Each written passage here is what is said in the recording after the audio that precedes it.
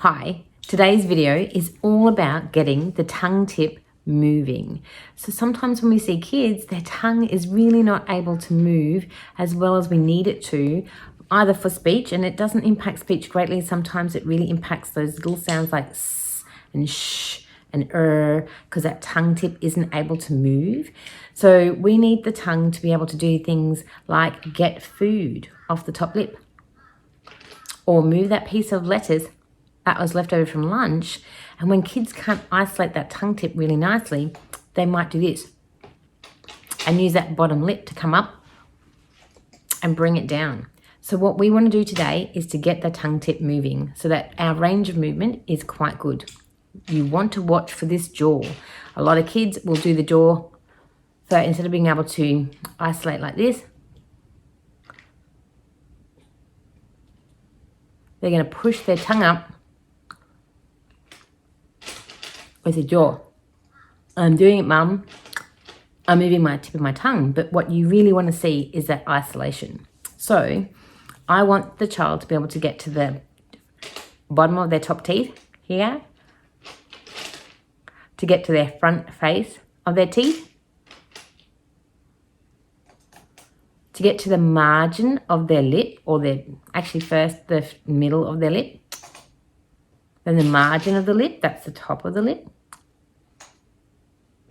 Then they should be able to get up here.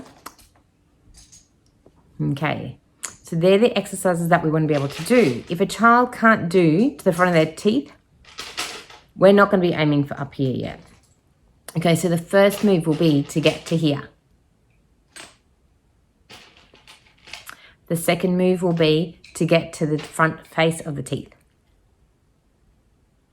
Okay, the second move will be to the middle of the lip. The next move will be to the margin of the lip. The next move will be is to up here. And if they want to get to their nose, that's excellent, but probably not required. Okay, so I find often that it's really hard for kids not to be moving that jaw to try and push that tongue up.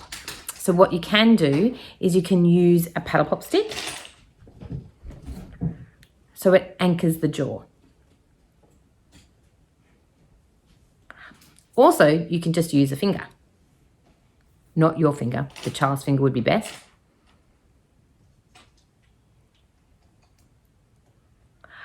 So it gives a nice stability for the jaw. If you hold the jaw, you're probably going to find that the kid is starting to move it and trying to aim for it too much. Okay, so they're the activities to move the tip.